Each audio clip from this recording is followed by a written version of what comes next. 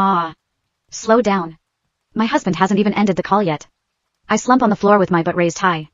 As I listen to my husband's instructions, I continue to shift positions every now and then. Meanwhile, the gym trainer has one hand latching onto my hip while smacking my butt heavily with the other. Under my husband's instructions, he thrusts forward heavily. Chapter 1. My name was Catherine Alden, and ever since I was young, I had that enviable, perfect hourglass figure everyone coveted.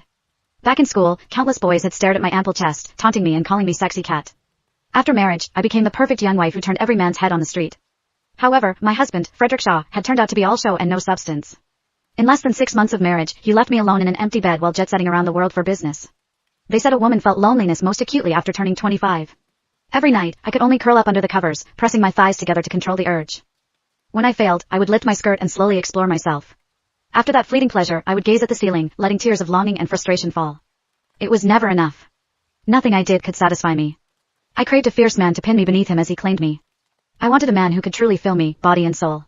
The thought burned inside me, and no toy could ever satisfy me again. However, everything shifted the moment I arrived at my fitness class.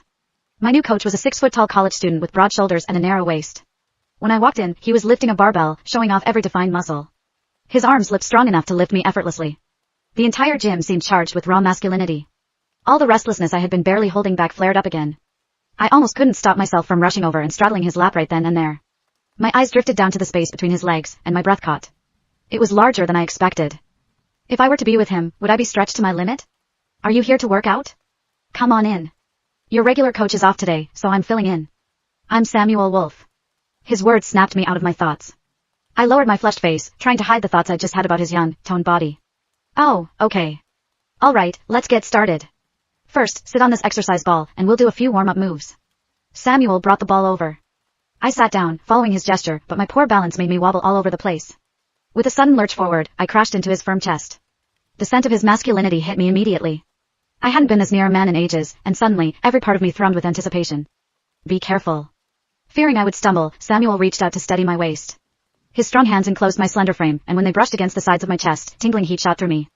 I felt completely at his mercy, as if a single misstep could make me melt right into his arms. Next, engage your core and lean over this exercise ball. He was completely focused on the exercise, unaware that his touch had already ignited my body and left my cheeks burning with heat. Chapter 2. I shook my head hard, trying desperately to push those inappropriate thoughts aside.